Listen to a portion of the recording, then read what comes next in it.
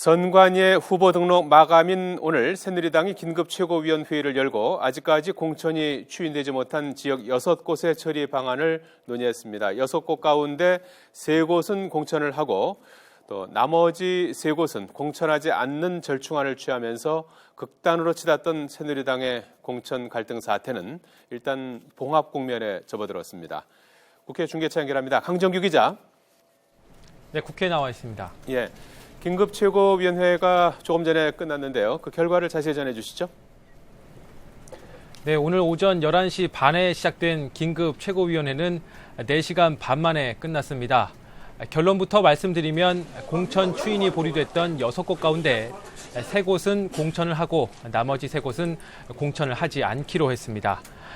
당헌 당규에 어긋나는 공천안을 받아들일 수 없다던 김무성 대표의 입장과 원안대로 추인해야 한다는 친박계 최고위원들의 입장 사이에 절충안을 선택한 것으로 풀이됩니다.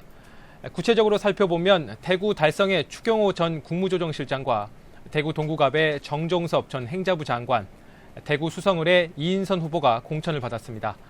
반면 유승민 의원의 지역구인 대구 동구을의 이재만 전 동구청장과 비박계 이재호 의원 지역구인 서울 은평을의 류재길 후보, 그리고 서울 송파을의 유영아 후보는 끝내 출마를 할 수 없게 됐습니다.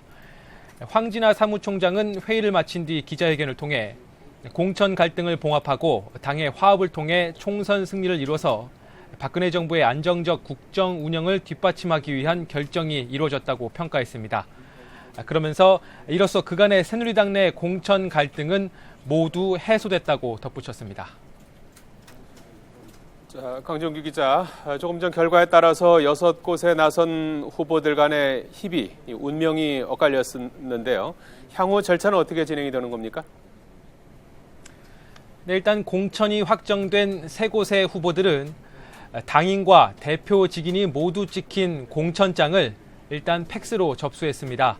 원칙대로라면 후보 등록 마감인 6시 이전에 해당 지역 선관위에 직접 원본을 접수해야 하는데요. 대구까지 직접 가는데 물리적인 시간이 소요되기 때문에 일단 먼저 팩스로 접수하고 추후에 원본을 보내는 것이 허용된 겁니다.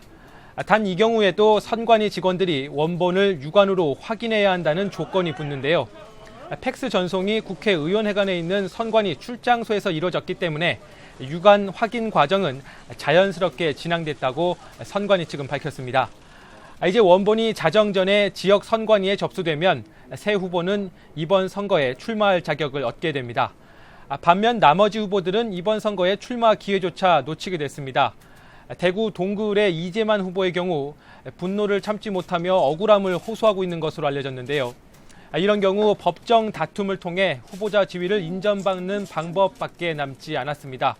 그러나 소송을 통해 후보자 지위를 인정받는다고 하더라도 선관위는 25일 이후에 추가 후보 등록 절차는 없다는 입장이어서 이마저도 실익은 없다는 분석입니다.